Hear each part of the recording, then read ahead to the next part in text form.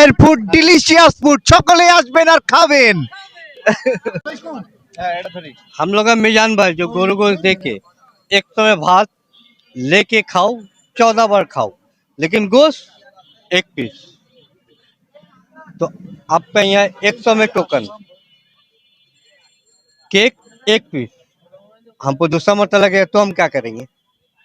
फिर से टोकन लेना पड़ेगा भाई, কিছু করার নাই। अब हम কারণ হচ্ছে কি মিজান ভাই, আমি আপনি যেটা বলছেন এটা আমি তো আসলে হিন্দি খুব একটা ভালো বলতে পারি না। अच्छा আমি বাংলা বলছি।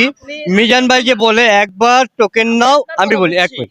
মিজান ভাই বলে একবার টোকেন নাও, 14 বার ভাত ঝোল আলু নিয়ে খাও, হ্যাঁ। মাংস এক পিস, হ্যাঁ। ঠিক আছে। আপনার এখানে আমি 100 টাকা দিয়ে টোকেন নিলাম, জি। একবার আপনি কেক দিলেন। দিলাম। মিজান ভাই কিন্তু আমার 14 বার দিবে, তাহলে আপনি কয়বার দিবেন? আমি একবারে দিব। কেন কারণ মিজান ভাই মিজান ভাই ওনার মনে অনেক বড়।